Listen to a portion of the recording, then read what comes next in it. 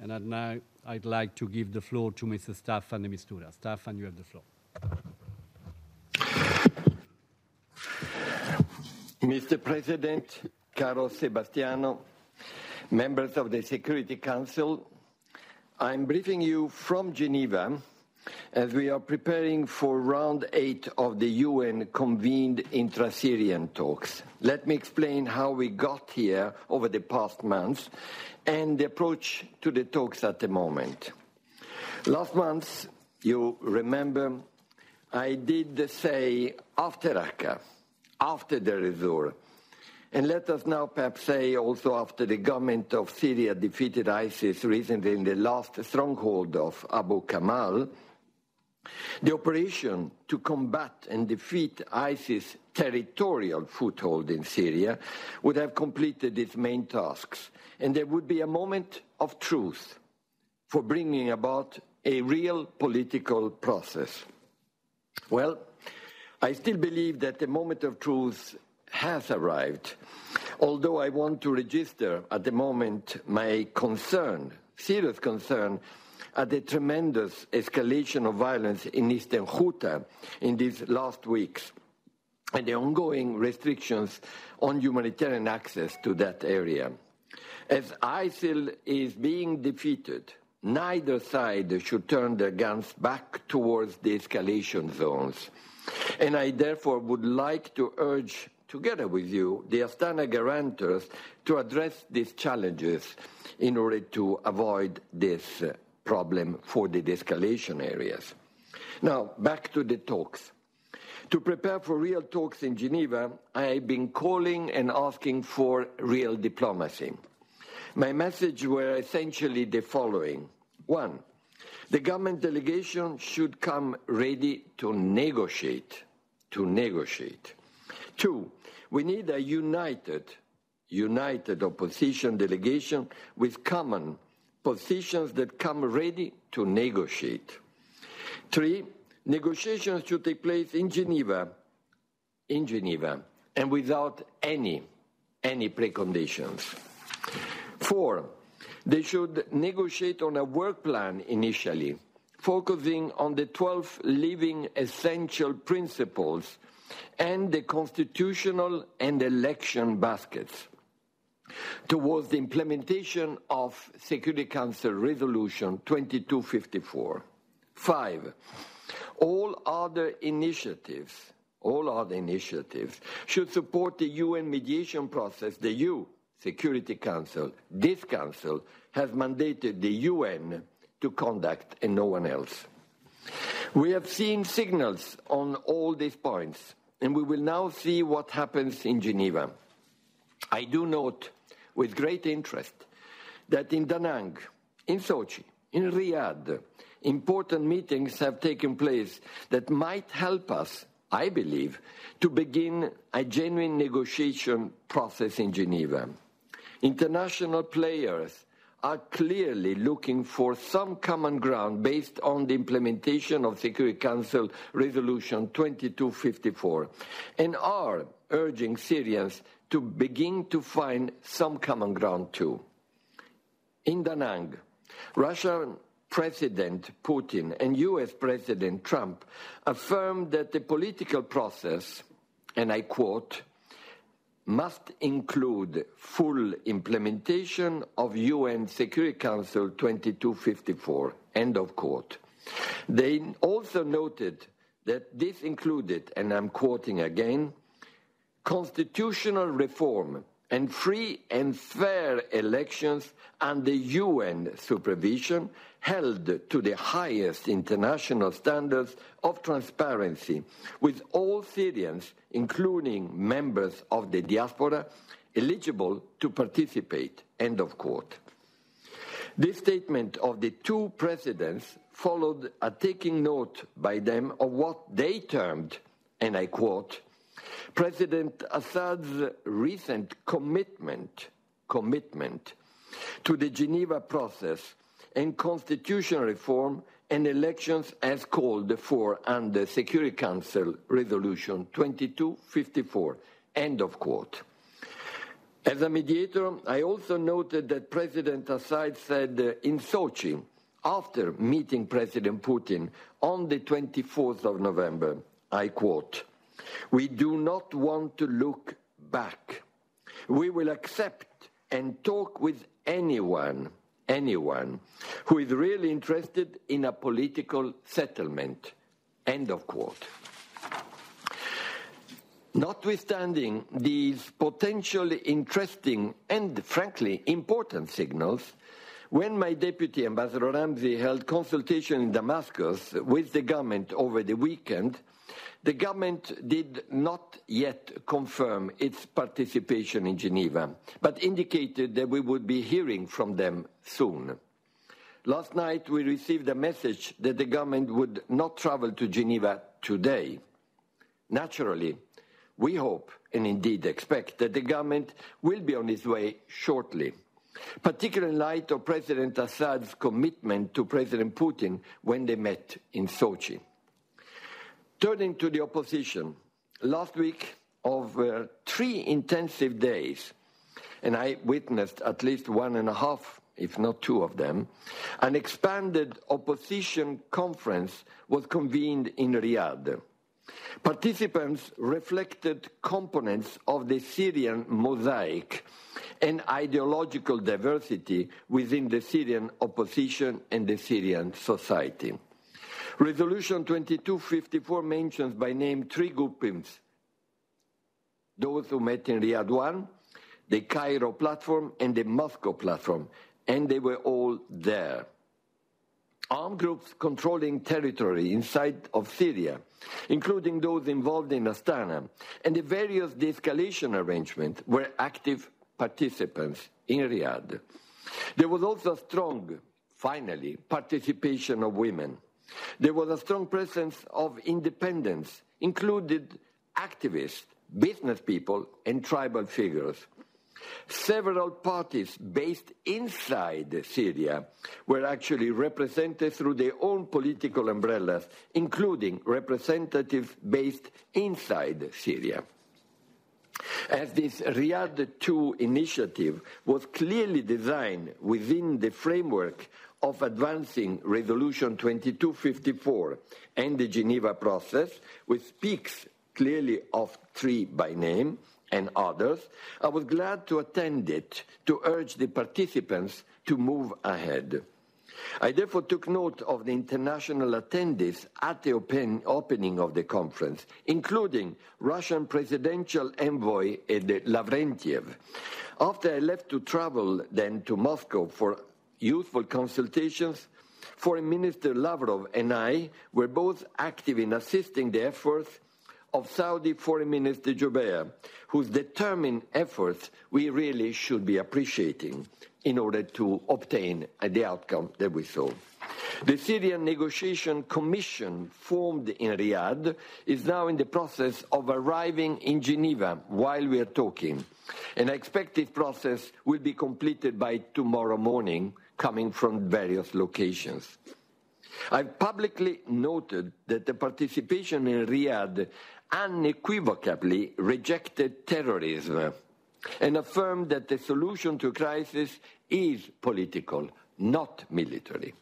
I've noted that they formed a united opposition delegation reflecting the participants to the conference, and I've noted that the delegation was tasked to negotiate in Geneva without any, I repeat, any preconditions, to discuss all issues of the agenda and to have the implementation of relevant UN resolution as the sole reference for the negotiation.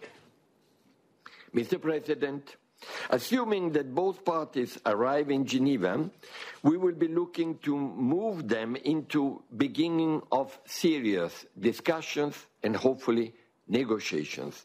Let me make one thing clear.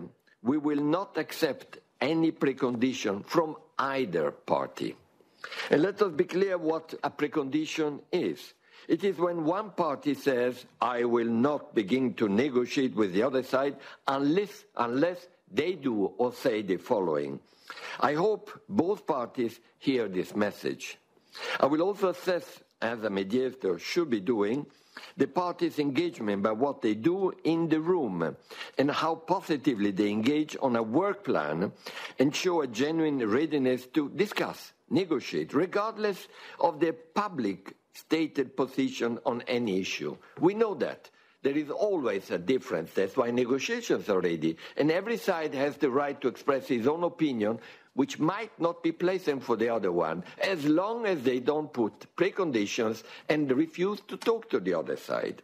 That's what negotiations are all about. Resolution 2254 is a guideline for this. What can, therefore, the work plan be more or less looking like? We can do this by looking at the end goal of Resolution 2254 and then working backwards. Resolution 2254, if we all remember, culminates in an end goal of free, fair elections held under UN supervision to the higher standards of accountability and transparency, with all Syrians, including members of the diaspora, eligible to vote. No exclusion, refugees included, of course. They must also be preceded by the popular ratification of a new constitution, and the draft constitution should be produced according to an inclusive schedule and process that, as Resolution 2254 says, is set via a process in Geneva. Clearly, the drafting and approval process must be all-inclusive, and a national dialogue and a national conference would be important components of this overall process. Serious engagement and negotiation on this matter should proceed on the basis of Resolution 2254 and guided by the Living 12 principle developed during the process, which can paint a clear vision for the future of Syria that can be shared by all. I believe, with goodwill, inshallah, it should be possible to narrow the differences on these principles. If possible, we'd also begin to explore issues pertaining to basket 1 and 4, namely governance and counterterrorism, security governance, and confidence-building measures. I will be discussing all this with all who are coming to Geneva, and those who come to Geneva, we will engage them in this, and I will share with them thoughts and a work plan for the negotiation process. And as I do so, I will be reminding them that the time has come to demonstrate, not to us, not even to you, but to the Syrian people, that they care about their survival, their lives, and the lives of their loved ones through immediate, unhindered, sustained humanitarian access and to a medical evacuation from the besieged areas, and willingness to addressing the plight of detainees, abductees and missing people, and believing concretely in a negotiation on a political process. Throughout the process, various ideas have emerged for a wider gatherings of Syrian stakeholders. Indeed, the Geneva process itself does require such a gathering of Syrians, and I've been building the foundation for it by inviting Syrians from all walks of life, from inside and outside, to participate. In this context, let me also stress that more than 200, I repeat 200, civil society actors will be engaged here in Geneva now in the UN-led political process over the next weeks as part of the intra-Syrian talks. In the coming days, the Women Advisory Board will be fully engaged once again, and hopefully in the real negotiations as well. I will engage a group of Syrian legal and constitutional experts and hear their advice and expertise. I will be engaging with the civil society organization with human rights expertise, including detainees, abductees, and missing people. Aided by technology, we will be able to get in touch with refugee community leaders in Lebanon, Jordan, and Turkey, and with civil society actors working in hard-to-reach and besieged areas. All that from here, from Geneva. I count on their commitment to the political process, sense of citizenship, and real contact with the real problems on the ground, and their own insights and ideas in order to strengthen our ongoing mediation efforts. I note the initiative of France to bring together representatives of the 5 permanent members of this council here in Geneva. And this for a preparatory meeting tomorrow at which I've been invited to participate and to elaborate on the agenda, more detail, on the agenda of this round. I'm looking forward to any expression of support by the international community, including, of course, the Security, in particular Security Council, to the efforts of the UN to implement Resolution 2254 through a UN-led political process in Geneva. As you are aware, the Russian Federation has continued to pursue plans for a large gathering related to Syria in the relatively near future, but with not a date yet set. I have showed the report that the presidents of Iran, Russia, and Turkey met recently in Sochi. And the Russian Federation has indeed sought the UN support for this conference. I've been in continuous and open consultation with them. I've also continued to assess the views of Syrians and the wider international community, including all the members of the Security Council, bearing in mind that the mandate given to the UN by you in this council, given by you. Therefore, it is, as far as I can see, premature for me at this stage to say anything regarding this initiative, and I will continue to view this proposal and all other initiatives through the same prism. Does it contribute to effective UN-led intra-Syrian negotiations in Geneva to implement Resolution 2254, yes or no? Mr. President, Syria has been at war for the last 6 years. Half of its population have fled their homes. Reconstruction will cost at least $150 billion. There have been a myriad of obstacles to the settlement, a constellation of actors, a variety of shifting agendas, and a real danger still there of soft but concrete fragmentation of the Syrian territorial integrity, sovereignty, and independence.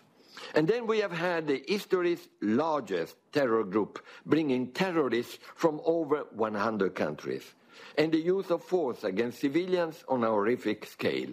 All that has been what has been in front of our eyes during these 6 years.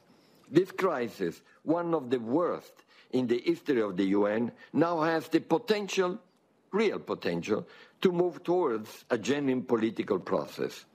A clearer map of the escalation, ceasefire, and deconfliction arrangement has emerged, largely enabled by Astana and Amman.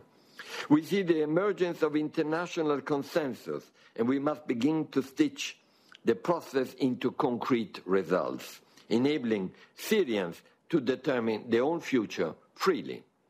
The united support of the international community, centered on this Council, will be vital if negotiations can move forward in a concrete way. Thank you, Mr. President. Grazie mille, caro Sebastiano. Grazie mille, caro Staffan. I'd like to thank very much Mr. de Mistura for his briefing.